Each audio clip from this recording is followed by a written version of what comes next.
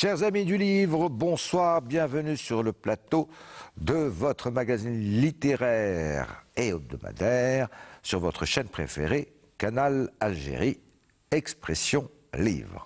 Alors nous allons continuer avec notre invité de ce soir, j'ai nommé Mohamed Aouli. Bonsoir Mohamed Aouli. Bonsoir monsieur. Merci d'être avec nous.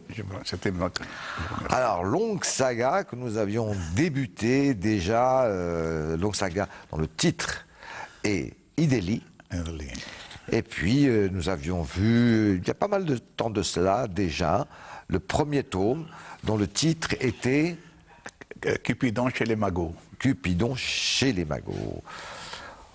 Nous avons vu également la deuxième partie, le défi. Le défi. Et ce soir, nous abordons le tome 4, si je puis m'exprimer ainsi. Forger fut le fer, tous les trois parus aux éditions Edilivre. Et puis, j'aurai la joie, nous aurons la joie de vous retrouver, nous le signalerons à la fin de l'émission, pour votre, pas dernière, je ne sais, vous nous le direz, quatrième partie qui est déjà sortie, Ils marchèrent sur l'eau.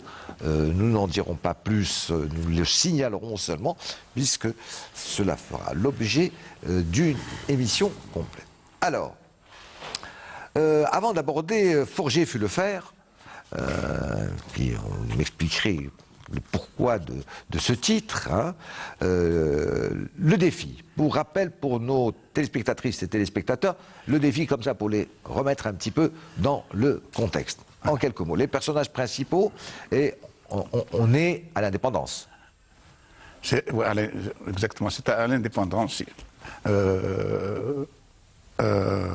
Mohamed revient de France. Voilà. Hein, c'était l'indépendance, c'était l'un des personnages principaux. C'était la liesse générale. Et, voilà. Lui, il avait émigré en France. Il rentre au pays. Il rentre au pays. Enfin. Il rentre au pays avec tout ce que cela suppose comme liesse. Et de Radia, personne n'en parle, comme on a déjà. Elle est. Et pour une fois, le secret était gardé. Ouais. On ne veut pas en parler à lui. Finalement, Radia a été malheureuse parce qu'après le mariage, ouais, dont elle ne voulait pas, elle est devenue veuve 2 mois après. Et pour son malheur, elle a eu, elle est tombée enceinte, elle a eu une fille. Et Mohamed ignorait tout. À l'indépendance, comme nous l'avons déjà discuté, un jour, par hasard, la fille de Maria qui vient, qui traite Mohamed qu'il traite de Romy. Qu'est-ce que tu fais là? Parce que ouais. qu'est-ce que tu viens faire là? Ils sont tous partis. Et lui, il est tombé, il était étonné, il voit une petite fille qui était jolie et tout ça. Elle lui dit, non, moi je suis pas un Romy. Par contre, toi, tu en es une. Parce que tu coupé les cheveux, tu as des kikinettes, et puis il n'y a pas de ceinture sur ta robe. Ouais. Finalement, je lui ai proposé de lui offrir des bonbons, donc elle a refusé parce que sa maman ne voulait pas. Rentre à la maison, sa mère, qu'est-ce que tu fais avec Rania? Tu sais qui c'est Rania? Je dis non, je ne sais pas Rania. Alors la fille qui répond, je suis la fille de Radia. Et là, c'est enfin, puis par la suite, comme nous l'avons déjà, elle a, pour son malheur, elle a eu un cancer de sein. Elle tombe gravement malade, d'une maladie, mais malheureusement. on lui a décelé un cancer. Voilà. Et puis, entre-temps, ce qu'il ne savait pas, c'est que le frère de Radia, c'était le protecteur, pour ainsi dire, parce qu'elle était orpheline déjà dans le premier tome, est mort. Elle était sans protection et tout ça. Enfin, fil en aiguille, il a proposé d'aller consulter un spécialiste à Alger, mais il ne pouvait pas. C'est tabou. C'est pour ça le défi, c'était ça. Il fallait défier de ces tabous qui étaient plus forts que tout, qui dominaient dans la société. Alors, on va voir on ne va pas revenir sur la totalité du contenu de votre roman Le Défi, Mohamed Aouli. Hein, pour ceux qui ont raté malheureusement l'émission, il y a l'essentiel, c'est-à-dire votre roman, c'est le livre, hein, Le Défi. Là, tout début de Forger fut le fer, on va retrouver donc ces deux protagonistes que sont Mohand et Radia. Ils reviennent de France, mais pas du tout parce qu'ils ont passé des vacances ou quoi que ce soit. C'est parce que Radia est allé se faire soigner, une intervention chirurgicale excessivement lourde à cause de cette fameuse maladie qu'on surnomme le CRAV, c'est-à-dire le cancer. Hein, et ils sont de retour. L'intervention s'est bien passée, tout va bien, ça va. Et là, on situe l'époque, puisque nous sommes très exactement en juillet 1965. On est en juillet 1965, ils sont à Alger. On retrouve les personnages principaux, hein, c'est-à-dire le père et la maman terrible. Hein. Complice. Nadi, Protectrice. La fameuse Nadi. Hein. Mais ils attendent des amis. Alors, ils attendent des amis. Ça va être, en fin de compte, la principale partie du roman, parce que vous l'avez construit ainsi. Deux amis qui sont des amis que Mohand avait connus en France. En France. Hein, quand il travaillait, quand il était là. Alors, ces deux amis qui ont, vous allez nous expliquer là, qui ont des caractères totalement différents. Ils ne connaissent pas l'Algérie, où il y en a un en tout cas qui l'a connu il y a très longtemps. C'était l'aventure. C'est Louis et Richard. C'était l'aventure, surtout à l'époque. Aller en Algérie avec la publicité qui est faite à l'Algérie, il y avait que 3 ans qu'on était indépendants. Hein. C'était quand même un peu plus tard qu'ils sont venus. Si, vous vous situez à peu près ce juillet 65 hein, dans votre ouvrage. Voilà, mois d'août, c'est vrai. Juillet, août, bon, on était en 65. Ça fait 3 ans qu'on était indépendants. Voilà. Il y avait eu un changement de cap. Il y avait un changement de cap. Le 19 juin 65. Bon, donc, les touristes, il n'y en avait pas beaucoup qui débarquaient. On avait mauvaise presse à l'époque. On avait très mauvaise presse. Parce qu'avant, nous étions quand même ce qu'on appelait la Mecque des révolutionnaires. C'est ça. Mais après. Ça va continuer aussi. Après le changement, il y a eu quand même cette appréhension d'aller dans ce pays. Hein, Alors vous commencez très vite. Alors l'accueil est excessivement chaleureux puisque Louis et Richard, on va les accueillir à l'algérienne. Exactement. C'est-à-dire il faut mettre les petits plats dans les grands. Il faut franchement montrer que. C'était la convivialité. L'hôte est sacré. C'était dans nos mœurs, dans le mœurs des Algériens. L'hôte était sacré, enfin, il était. Hein. Et d'ailleurs, Nadji, quand elle reçoit, elle dit, ça fait 60 ans d'existence, c'est la première fois que je serre la main à un Français. Oui, c'est ça. Avant, nous n'existions pas. Mais après, on avait des relations qui étaient tellement... Voilà. Alors, en plus, Nadji, elle a quelque chose de particulier, c'est qu'elle s'exprime qu'en kabyle, pratiquement. Donc, elle va les accueillir en kabyle. Et il faut pratiquement traduire. Ah oui, c'est Radia ou Mohand qui vont traduire. Ou le papa qui a été un émigré aussi, qui connaissait Richard, parce qu'ils habitaient le même quartier. Tout à fait. Voilà. Ils étaient, je crois, à Barbès ou à Belleville. Non, c'était du côté de la porte de Clignancourt. C'est la porte de Clignancourt, voilà. Et alors, ils sont tout de suite mis dans le bain.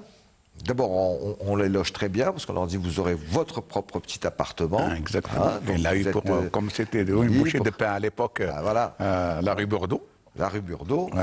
Ils étaient à Londres. C'était l'ex-rue Burdeau. Je ne sais pas du tout comment elle s'appelle. Je sais comment on l'appelle. Je connais pas. Toujours rue Burdeau. J'appelle toujours la rue Burdeau. Ce centre. Et puis, à la présentation de toute la famille. Toute la famille. Hein? toute la famille. On les met tout de suite dans le bain. Alors, ce qui m'a étonné dans votre roman, Mohamed Daouli, c'est que pendant... Alors, on va voir qu'on va les promener, qu'on va leur faire visiter, non seulement la famille, mais aussi différentes, par région, mais oui, région, oui, puisqu'il y a, notamment, ils vont aller en Kabylie, ensuite ils vont aller à Boussaada. On va leur faire visiter Alger et ses environs. Alger, hein? Alger, Ouais. Alger, la côte algéroise de l'époque. C'était magnifique. Qu'est-ce qui vous a poussé, bon, par le fait que... La nostalgie. La nostalgie. La nostalgie. La nostalgie. Nostalgie d'Alger. La nostalgie de cette époque-là. Alger était magnifique. C'était bon, c'est peut-être un peu exagéré. Les foot de tous les Algérois qui ont entre 15 et 20 ans aujourd'hui. Je replonge dans cet Alger de ce magnifique. Il y a quand même le fait que vous avez décidé de mettre dans votre roman que deux Français, bah alors franchement, les pures souches. Hein, il y en a un, je crois, qui vient de Bretagne, l'autre, je ne sais pas d'où. Normand. Vraiment la France profonde, quoi. Qui débarquent et qui ont, c'est ça qui est important et intéressant, parce que ça va être l'objet quand même de moult discussions et moult accrochages, mais sympathiques. Hein, bien sûr. Qui ont des Hossein et Richard, c'est certainement du harcèlement de ses meilleurs amis. C'est ce qu'il a avec Dahsen, bien sûr, dans le roman. C'est de l'harcèlement contre Mohamed. Ils sont venus. Mais Richard, il lui en voulait parce que Mohamed ne lui a pas laissé dépenser un sou en dehors, bien sûr, ses achats et tout ça. Il l'a reçu à l'algérienne. Il l'a reçu à l'algérienne. Alors, mais on va revenir sur ce caractère hospitalier, etc. Tout ça. C'est que ces deux Français qui ne connaissent pas l'Algérie sont venus avec quelques idées préconçues. Bien sûr. Surtout Richard. Alors Richard, lui... L'autre, c'est le philosophe, c'est le marchand de livres, d'ailleurs, marchand de livres d'occasion, dans le 18e, là, au boulevard Renano. Marchand de livres d'occasion. Il est un peu... Il s'est tourné d'abord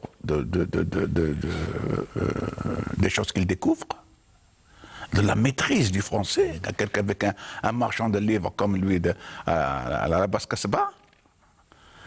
Il discute des auteurs, il discute de la littérature et tout ça. Et puis, il découvre l'Algérie, pour ainsi dire. Il découvre une autre Algérie. Pas celle des romans, pas celle des aventuriers, d'ailleurs. Oui, ou des cartes postales. Des cartes postales ou des tartarins, comme je les avais. Quand on parle de Boussaada et tout ça, quand ils écrivent, parce qu'ils ont écrit des choses, des aberrations. Sur que ce soit notre histoire, que ce soit la description du pays, des mœurs. Et Mohamed c'est ça. Et surtout, il découvre l'Alger, la convivialité des Algériens. Ils rentrent dans un bar, ils se font payer à boire. Mais on a l'impression, dans Forger fut le fer, Mohamed Daouli, que bon, alors c'est des Français, l'un, c'est celui qui va tout le temps, pas critiquer, mais c'est chercher la petite bête, je dirais. Chercher la petite bête. Il était protecteur. Quelque part, il ne voulait pas... Il était plus protecteur envers Mohamed. Oui, mais en dehors de... Oui. Laissons ce côté-là. Oui, il est carré. Non, ce qui m'intéressait, enfin, ce que je trouve intéressant dans Forger fut le fer, c'est pas le fait que, bon, ça c'était l'autre partie, si vous voulez, hein, c'est-à-dire sa partie en France, qu'il était un peu le papa de Mohamed, c'était un peu effectivement, c'est celui qui l'a beaucoup aidé, etc. Et tout ça. Non, là, c'est Richard, quand il débarque en Algérie, c'est quelqu'un qui va être... disons, bon, qu'est-ce qui se passe dans ce pays? Je veux dire qu'il il critique, il dit, bon, vous me racontez ça, etc. Bon, je ne sais pas si c'est trop vrai. C'est-à-dire qu'il essaye de démonter un petit peu une sorte de propagande qu'aurait pu lui donner comme idée Mohamed sur l'Algérie. Alors que Louis, c'est plutôt quelqu'un qui est excessivement curieux, qui est à l'écoute, qui ne parle pas beaucoup, hein, parce qu'il faut savoir que votre roman est fait quasiment que de dialogue. Pratiquement, hein, on pourrait presque dire que ce qui m'a étonné dans votre roman, Mohamed Aouli, c'est qu'il est presque construit comme une pièce de théâtre. Hein. Bon, si ce n'est qu'il n'y a pas d'unité de temps ni de lieu, mais 90% de votre roman, ce sont quand même des dialogues. Il y a comme un peu de description. Oh, pas beaucoup, hein. Bah non, attendez, attendez, là je suis pas d'accord avec vous, parce que quand vous faites des descriptions... de la madrague, Non, mais attendez, quand on parle même de la madrague, etc., bon, il y a une description de peut-être même pas une demi-page, mais tout de suite, c'est soit Mohand qui explique qu'est-ce que c'est que la madrague, etc. Donc, c'est lui qui explique à ses amis français. Donc, on rentre dans un dialogue. Parce que Louis était passionné. Lui était passionné, il voulait savoir. Il ne connaissait pas les Algériens, Louis. Il connaissait Mohand. D'ailleurs, même, il ne connaissait même pas le père de Mohamed Daqassi. Alors que Richard, lui a dit, écoute, est-ce qu'on va tu veux une bibine et tout ça. Par contre, Richard connaissait les Algériens. Oui. Il vivait avec dans le bar des émigrés, tout ça. D'ailleurs, c'est oui, comme on dit, il est fréquenté. Et cette passion qu'a Mohamed pour son pays, parce qu'il est passionné, Mohamed est nationaliste finalement, enfin nationaliste pas au sens, disons, exclusif, mais il aime son pays, il aime Alger, il aime son histoire, en un mot, il aime et là, Richard trouve toujours à redire. On voit quand on aime quelqu'un. Est-ce qu'il trouve toujours à redire, ou est-ce que c'est pas comment on appelle cela, l'auteur, vous, Mohamed Aouli, qui vous mettez un petit peu, parce que vous avez construit encore une fois votre roman, comme si c'était... il est logique qu'on se pose ces questions-là, Mohand ou quelqu'un d'autre, hein, ou Jafar, ou le père de Mohand, Daqassi, je crois, c'est ça, va répondre, mais en fin de compte, il est un petit peu le sorte de avocat du diable. L'avocat du diable, on peut le dire. De Richard. Hein. Il voit une chose, il dit... Ouais, bon, bah, attendez, mais là, ça va pas du tout, cette histoire. Hein. Bon, alors, Mohamed essaie de lui dire, oui, c'est vrai, tu as raison, là-dessus, je suis un peu d'accord avec toi, mais il faut que tu comprennes le pourquoi du comment de la chose. Ah ouais, alors... parce que c'est un peu Richard, ça. c'est le Parisien. Richard, c'est le Parisien qui doute de tout. Ouais. Même quelquefois, ils s'engueulent un peu, tout le temps. Peu beaucoup. Hein. Ils sont toujours ils sont comme chien et chat. Hein. Puis ils sont comme chien et chat. Comme chien et chat. Il arrive, il veut toujours d'ailleurs, quand on Kabylie, il arrive, il voulait absolument l'épingler Mohamed. Parce que lui, Mohamed, quand il parle de sa Kabylie, où il parle à Alger, Mohamed a démontré le contraire. Ouais. Parce que Richard a été très bien reçu, et tout, que ce soit dans le bar, et quand il a été, par exemple, il n'en revenait pas, il a été à la pêcherie à l'époque, où les gens proposaient du poisson et tout ça, enfin, à bas prix, tout ça, puis il a vu les gens rentrer à la mosquée. Oui. Il dit, qui c'est ces gens? C'est des gens qui vont aller à la mosquée. Ah oui, c'est ça, ils ne disent rien, ils disent absolument rien. Oui. Chacun est libre de... Contrairement... Il y en a qui vont au resto, d'autres... disons que Mohamed voit tout blanc et Richard voit tout gris. Oui, bien que ce ne soit pas tout à fait comme ça, si vous me le permettez, Mohamed Aouli, je sais que peut-être que vous l'avez écrit comme ça. Moi, c'est la vision que j'en ai après lecture.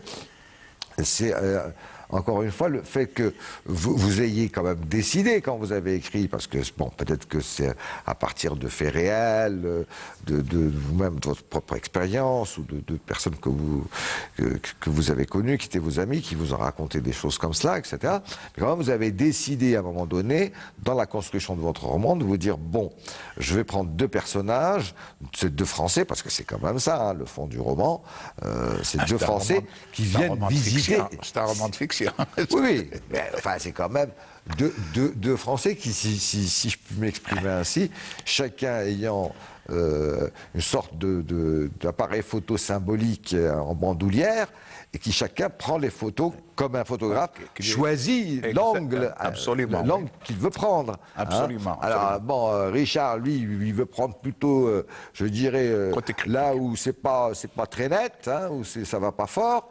Et puis Louis, il veut plutôt prendre ce qui est beau, mais en se disant, j'aimerais bien qu'on m'explique.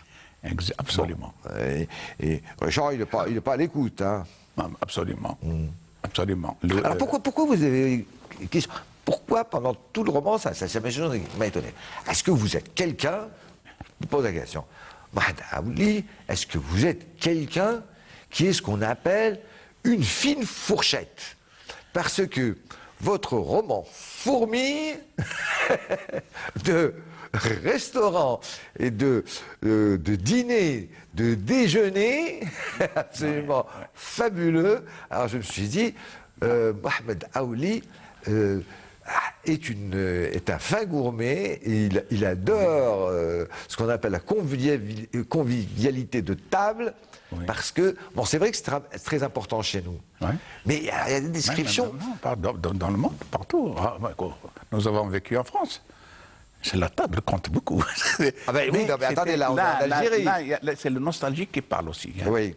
C'est le nostalgique dans le temps, si vous vous rappelez, quand on va à Intaya, on va à Fort-de-L'Eau, hein, la paella de madame, je ne me rappelle plus son nom, à Fort-de-L'Eau. Mais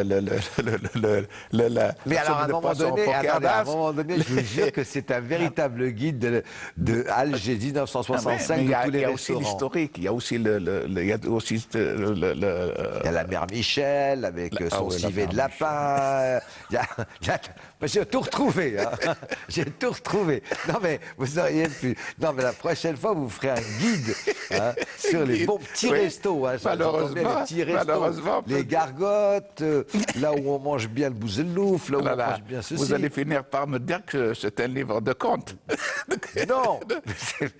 Il était une fois. Non. Mais avouez que, bon, c'est vrai qu'il y a beaucoup de nostalgie. Hein, ça nous manque, ça. Il y a les cafés, il y a les dancing, les bars, etc. qui sont ce qu'on appelle boulevard Bugeaud, boulevard Ben Boulaïd. Il y avait quand même 4 ou 5 dancing. Oui.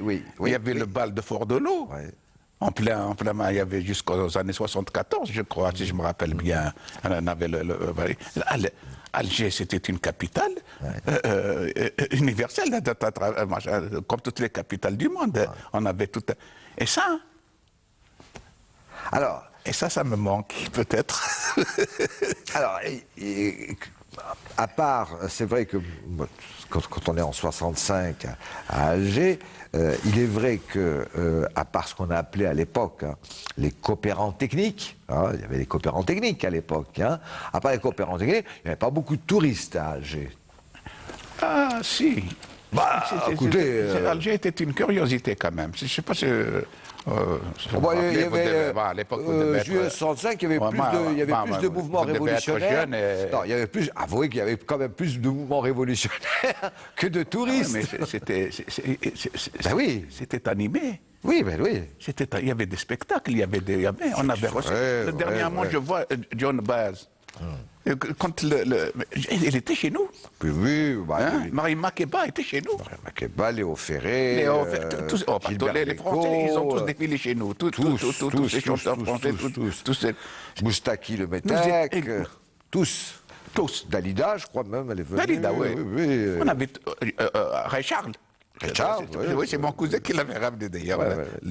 Ray Charles. Alors, pendant que...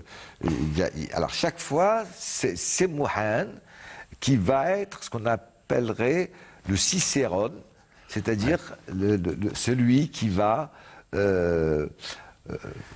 expliciter, donner des informations à chaque lieu, quand ils vont à la Casbah, quand ils vont là, quand ils vont à Tipaza, quand ils vont à Cherchel, etc., etc., qui va leur donner les explications de l'histoire de l'Algérie, parce que profondément, Mohan, je dirais qu'il est attaché et en même temps déçu que l'histoire de notre pays ne soit pas si mise en avant.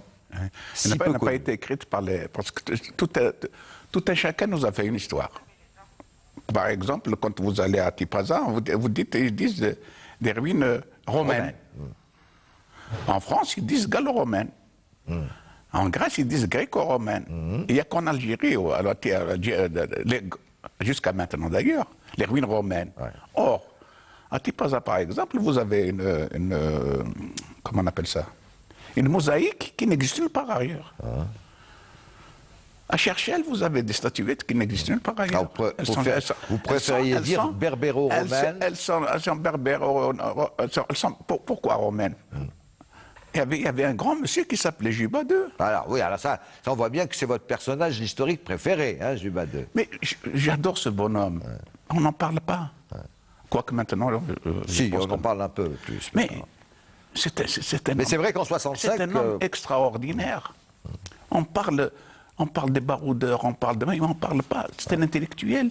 C'est quelqu'un qui a fait des recherches, qui a écrit, qui a l'amphithéâtre de Cherchel était le plus grand du pourtour méditerranéen. C'est-à-dire, y compris et nous étions partie prenante de cette civilisation universelle. Et puis il était marié avec la fille de Cléopâtre. Oui, on appelle la chrétienne, mais elle n'était pas chrétienne, parce qu'elle est contemporaine à Jésus-christ. Hein. Ils sont contemporains. C'est ça.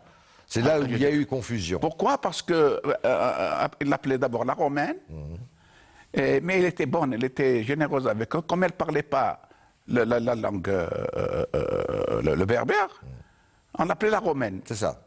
Après, parce que nous avons aussi été chrétiens. Oui, il y a eu la christianisation de toute l'Afrique du Nord. Nous avons fourni quand même à la chrétienté 3 papes. Je ne parle pas de Saint-Augustin, je ne parle pas de Tertullien, je ne parle pas de...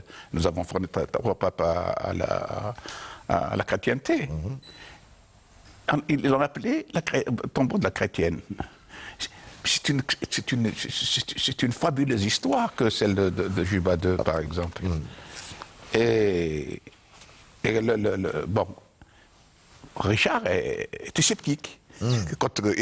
Et l'autre, comme je suis en train de le faire, là, je suis passionné.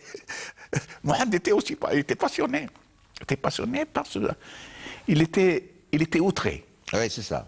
Il était outré par ce déni qui est fait à l'histoire de l'Algérie. En fait, chaque fois, quand il explique, soit un endroit, à Richard... On n'a jamais arrêté de justifier. Voilà. On justifie toujours, on se justifie toujours. Quand il raconte un endroit, un lieu, un moment historique, à Louis et à Richard, chaque fois il revient, il dit c'est quand même terrible, il y a une falsification de l'histoire qui a été faite par vous, enfin pas vous, mais les Français. La conquête de l'Algérie, c'est faux. D'ailleurs, il dit très bien à un moment donné, quand il visite le tombeau de la chrétienne, il dit c'est quand même les troupes coloniales françaises qui ont complètement bousillé. Mais à la recherche du trésor. À la recherche d'un trésor. Et les autochtones n'avaient jamais osé casser le machin. Il a fallu que les Français viennent. Je ne me rappelle plus la date, mais la date, en ce qui concerne les dates en général, je contrôle, je fais un contrôle. Il a fallu que les Français arrivent pour qu'ils cassent à la recherche d'un trésor. C'est dash. Avec un peu de... Je ne vais pas aller plus loin. Non, mais parce que chaque fois qu'ils vont dans un endroit, effectivement, que le Mohan leur fait visiter un endroit, il tente de leur expliquer en leur disant écoutez, voilà où, comme on dit malheureusement, malheur aux vaincus. Malheur aux vaincus, puisque très souvent, si ce n'est pas le plus souvent, l'histoire est toujours écrite par les vainqueurs. Bon, c'est dramatique. Bon, mais une fois que... mais là, je dirais que, puisque nous, Algériens, nous avons été vainqueurs après une terrible guerre anticoloniale. On l'a écrit comme... On n'a pas écrit notre propre histoire pendant très longtemps. Ouais. Ce qui est quand même... C'est là où c'est... Attends, on va même la garder. Bon, mais maintenant, ça y est. Hein, je veux dire que depuis une bonne 20-25 ans, le train est bien lancé pour que... il y a beaucoup, puisque vous parlez de Juba 2, de Massinissa, etc., il y a quand même beaucoup d'ouvrages qui sont écrits par des chercheurs et des chercheuses algériens concernant soit cette période-là, soit même d'autres périodes, puisqu'à un moment donné, vous parlez d'Alger, hein, ouais. Et Mohamed leur explique, etc. Et j'ai trouvé très bien que vous disiez, attention, c'est... Pour que Alger devienne un port assez important, c'était Bollorine. Hein. Et c'était Bollorine. Et c'était qui? Eh ben, c'était... Syrie. Maintenant, on veut nous appeler... Alors que l'Algérois, que vous êtes d'ailleurs, on l'appelle Syrie. Absolument. Zéry, c'est le père de... C'est en l'honneur de son père qu'il a nommé... Tout à fait. Qu'il a nommé Alger, bon, maintenant devenu le Jazair.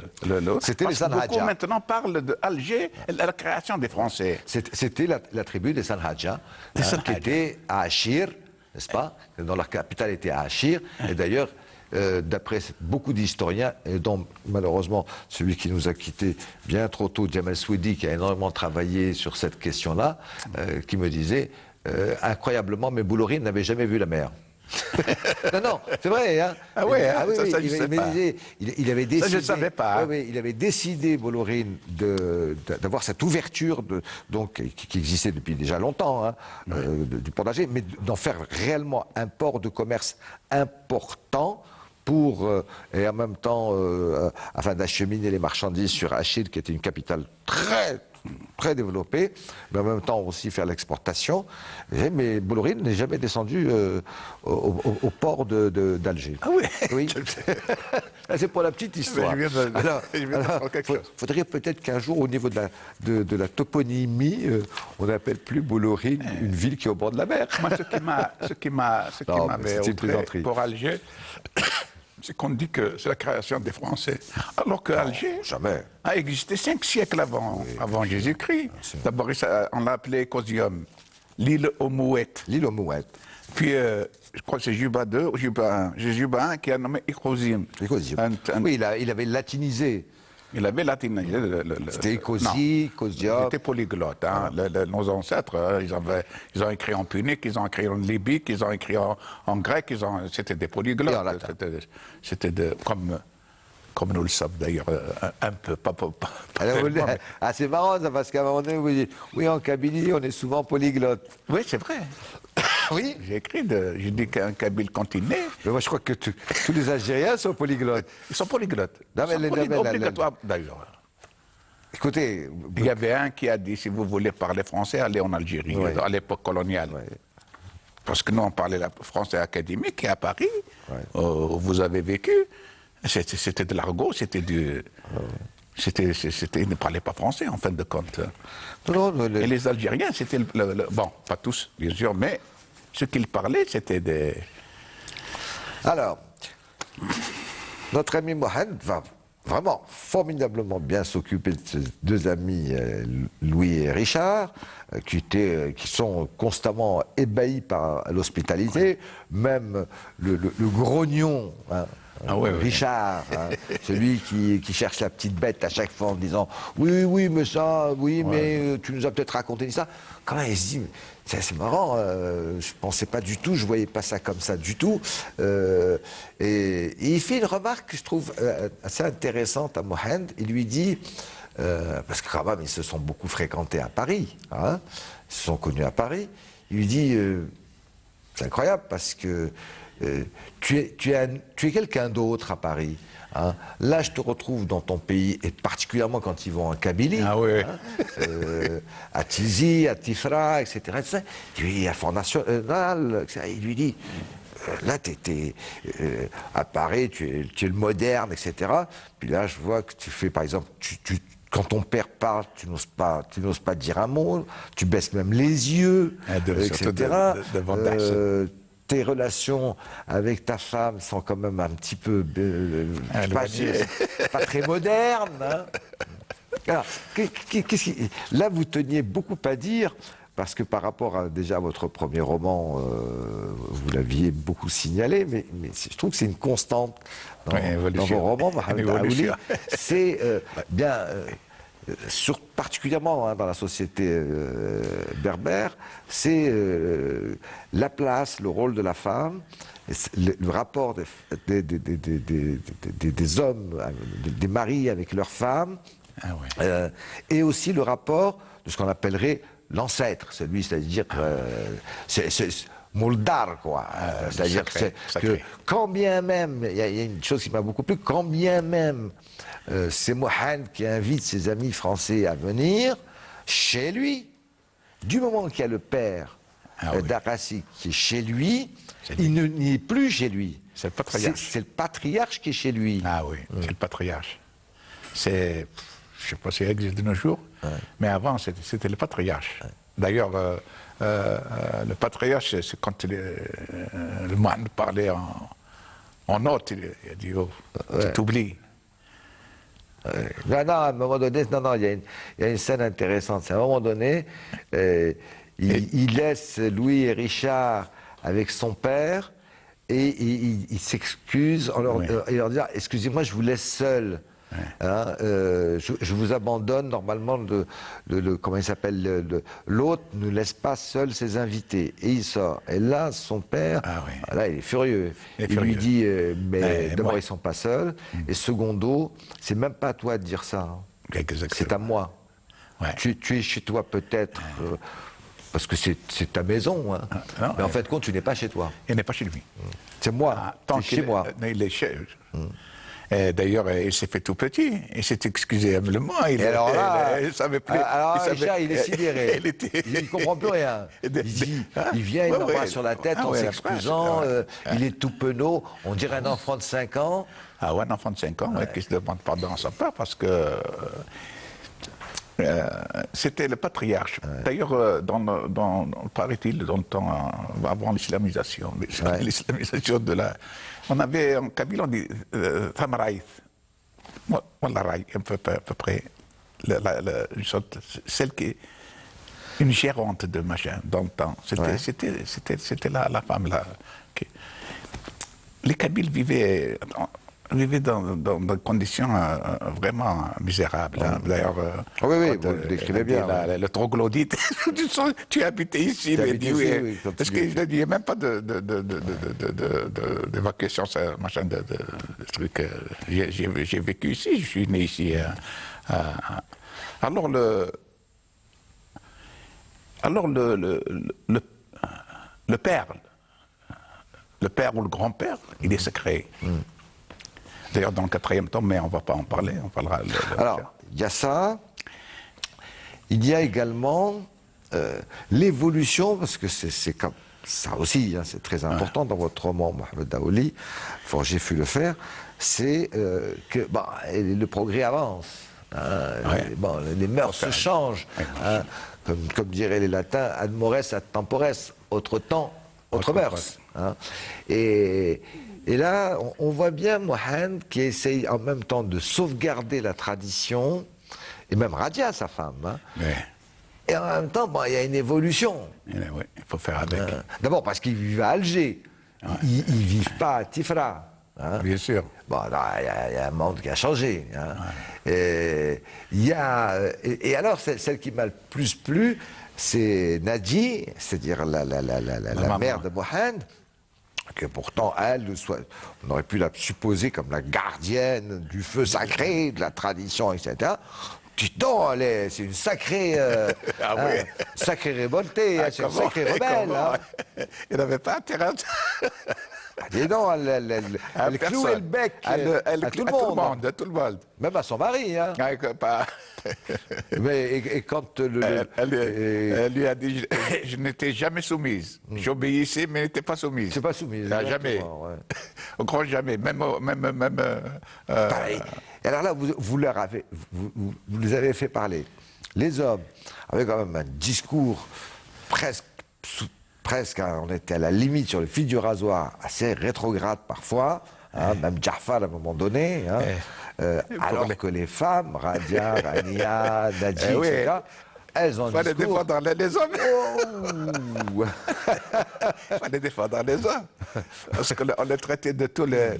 Et il a dit oui, on parlait de La Fontaine. On a l'impression que les femmes disent non, mais ça, ils racontent ça devant tout le monde pour faire le fanfaron. Exactement. Mais en réalité, Devant elle.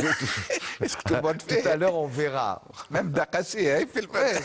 Qui est estomaqué. Il paraît que c'est le lion qui a dit, son fils qui a dit, papa, tu es le roi. Il dit, quand ta mère n'est pas là. Quand ta mère n'est pas là, exactement.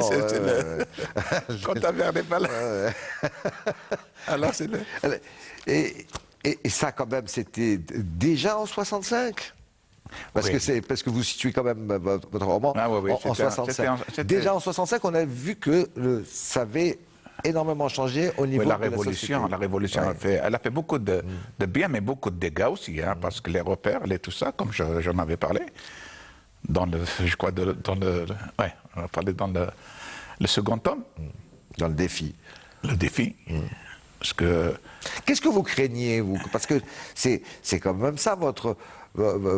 J'aime pas le mot message, mais disons ce que vous avez voulu faire passer au lecteur. C'est que... Je veux d'abord qu'il sache par où on est passé. On est passé. Et aussi certaines valeurs. Parce que Tajmat, par exemple, et tout ça, cette démocratie qui est la décision des sages, l'Assemblée des sages. Qui est millénaire, c'est une démocratie. Ça va au-delà de la démocratie, par exemple. Quand on parle de l'émine du village, l'émine, c'est un consensus autour de sa personne. C'est les gens qui décident on va demander s'il accepte. C'est ça. C'est une fonction bénévole. D'ailleurs, quand il est désavoué, il démissionne automatiquement. Mais c'est... Karl Marx a voulu aller étudier, d'ailleurs je crois qu'il a écrit. Oui, il a écrit. Bon. Sur son séjour à Kabylie, tout à fait. Ça me passionne. On a dénominé ça plus ou moins le communisme primitif. Primitif. Bon. Ça me... Et puis cette justice. Mais... l'entraide aussi. Important, l'entraide. Oui, quand, en France, des fois, il y a des immigrés qui n'ont jamais connu la France. Pourquoi? Parce qu'ils vivaient ensemble, ils partent juste travailler dans une usine ou dans une mine. Ils reviennent 2 ans après, mais ils ne se sont jamais quittés. D'ailleurs, on retrouve ça, on trouve Tajmat, pas au sens comme machin, ça parce qu'en France, mais on retrouve quelque part, c'est la sécurité aussi. En sécurité, on se sent... Et moi, on est passionné par... disons, il assume. Contrairement au regard de l'autre, parce qu'à un moment donné, même Rachard, il lui a dit, écoute... c'est rétrograde. Il lui a dit, ne regarde pas dans le rétroviseur. Ah non, mais en même temps, à un moment donné, quand il voit les femmes... au village en train de prendre les seaux d'eau, les fagots, les trucs. Il leur dit, mais vous êtes en train de les esclavagiser, là. C'est l'esclavage. Malheureusement, c'est la réalité, ça. Alors bon, Mohamed défend toujours sa capacité. Oui, non, mais attendez, Mohamed dit, non, mais elles vont à la sauce, mais regarde comme elles rigolent quand elles reviennent, elles sont gays, etc. Et tout ça, elles sont heureuses, c'est pas vrai, elles ne croient pas que ce sont des esclaves. C'est là-bas que se règlent toutes les histoires, et c'est là-bas que... les complots, et les mariages, et les futurs mariages, etc. Ouais. Mais est-ce qu'on n'a pas l'impression, à un moment donné, que Mohamed essaie de justifier l'injustifiable, hein? Parce que chaque fois, il a une explication. Mais l'explication, excusez-moi, elle est un peu bancale. Elle est un peu démagogique. C'est-à-dire, bon, oui, quand on est un petit peu... C'est un petit peu comme si on disait, bon, c'est toute proportion gardée, hein. Je dis ça, j'adore toute proportion gardée. Mais c'est comme si on disait, oui, mais au temps de l'esclavage en Amérique du Nord, avec les ramasseurs de coton, etc. Oui, mais quand même, de temps en temps, ils s'amusaient bien. La preuve, c'est qu'ils ont fait du jazz. Oui, non, mais attendez, oui, donc, quand on est dans le malheur le plus total, on trouve toujours une solution à un peu de bonheur. Non, Mohamed a dit que, bon, c'est du un peu machin, mais les hommes se complaisent dans cette histoire-là. C'est ça. Non, quelque part, ça les arrange. Oui. Quelque part, ça les arrange. Oui. Ceci dit, la vie est rude en Kabylie. Surtout la Tifra. Ouais. Tifra, Ah oui, c'est ça, une terre c'est ingrate. dommage. C'est la rocailleuse, ils ne donnent Bah rien. oui. Alors, ils sont là à s'acharner. D'ailleurs, il y a toujours des immigrés, mais c'est des immigrés économiques. Oui, oui, c'est pour faire vivre. C'est pour faire vivre. Oui, oui. Ils sont à travers l'Algérie. Ils sont partout pour faire vivre. Donc tout le monde travaille. Ouais. Tout le monde. Et la femme avec la Kabyle. La femme kabyle. Mais cela, on voit bien que c'est quelque chose qui est votre centre d'intérêt principal, Mohamed Daouli, si vous me permettez, en dehors des personnages. Bien sûr que vous avez créé ces personnages-là pour donner vie. Mais on voit bien qu'à travers le premier, le deuxième défi et celui-ci, Forger fut le fer, etc., c'est que l'impression que vous avez, au départ, vous êtes dit, moi j'aimerais faire une sorte de filmographie de l'évolution de la société kabyle, hein, avant la Révolution, pendant la Révolution, juste à l'indépendance, après l'indépendance, et puis on verra que dans le quatrième, ça va encore par ailleurs, puisqu'il va y avoir un coup de défi énorme qui est annoncé dans celui-ci, c'est-à-dire que la vieille Nadji dit, tiens, moi je vais aller faire un petit tour en France. Hein. Et puis je vais aller visiter ce qui était inconcevable. Déjà, moi je me souviens que ma grand-mère du côté paternel, il était même quand un jour elle avait voulu plus ou moins décider d'aller voyager à l'étranger, mon grand-père lui avait dit, non, mais c'est pas que je veux pas que tu ailles voyager à l'étranger, mais qui va prendre la photo pour le passeport? Qui va prendre la photo pour le passeport? C'est-à-dire qu'il faut bien que quelqu'un d'autre la voie, alors que tu n'étais pratiquement jamais sorti de la maison. D'ailleurs, c'est étonnement général. Hein. Non, jamais. Se faire photographier, moi je me rappelle, il a fallu la guerre. Oui, et pour qu'elle se fasse photographier une femme. Hein? Sinon, il n'y a que son fils ou son petit-fils. C'est ça, on lui apprenait comment faire la photo. Et puis quand il fallait le développer au laboratoire du coin, il était là, hein. Il reprenait tout de suite la photo. Alors, est-ce que c'était un peu ça votre idée au départ quand vous avez commencé cette saga? Cette saga, d'abord il y avait cette histoire. Oui, il y a un peu de ça. Parler de ma Kabylie. C'est ça. De ma Kabylie, il y a un peu de ça. Et puis, il y a un peu ce déni qui est fait, parce qu'à travers moi, je ne fais que défendre la femme. Hein. Ah oui, vous êtes un grand défenseur de la femme.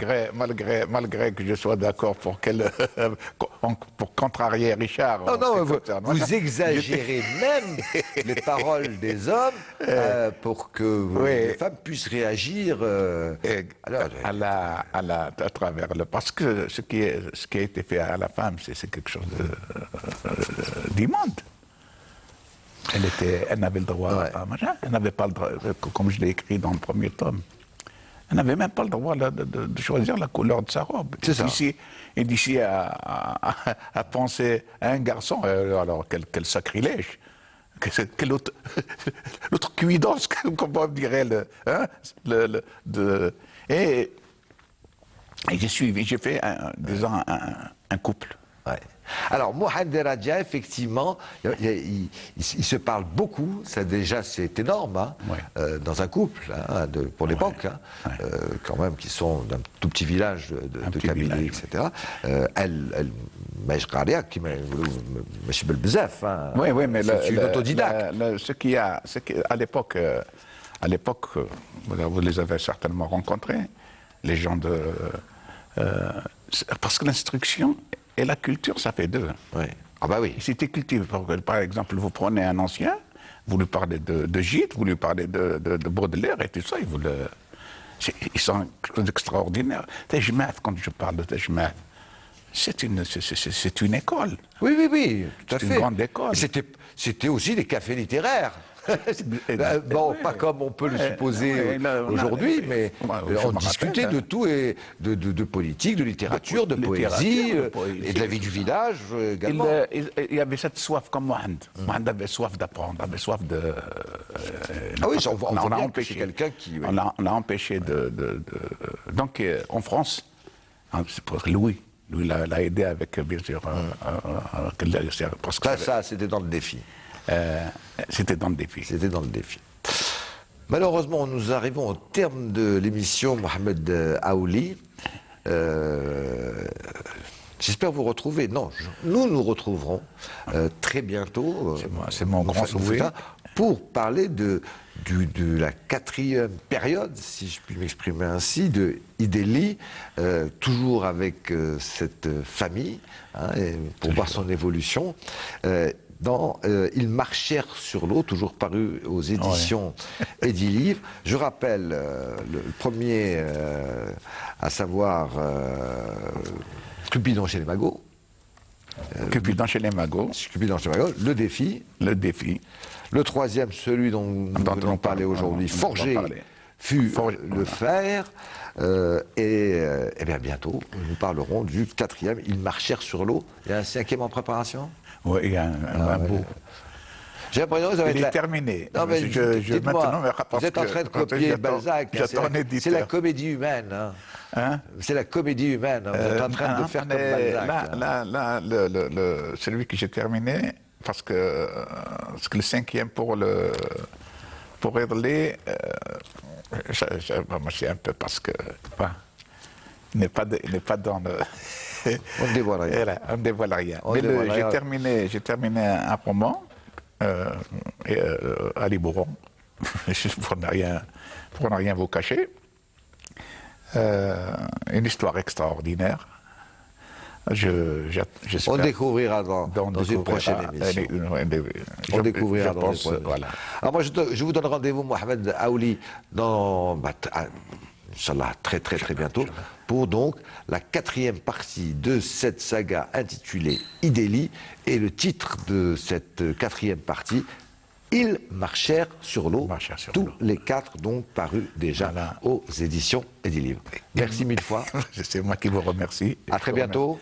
Pour votre accueil, pour votre gentillesse. C'est toute l'équipe d'Expression Livre qui a été très heureuse de vous y accueillir. Mais je dis à mes lecteurs, j'écris mieux que je ne parle. Parce que mais non. Avec les caméras. Le trac de la caméra. Voilà, fin de l'émission. Je vous donne rendez-vous donc à la semaine prochaine pour un nouveau numéro d'Expression Livre. Merci d'avoir été avec nous pendant cette petite heure. Bonsoir à vous, bonsoir chez vous. Allez, semaine prochaine, même jour, même heure. Eh oui, même punition. Excellente fin de soirée avec les programmes de votre chaîne préférée, Canal Algérie. Bonsoir.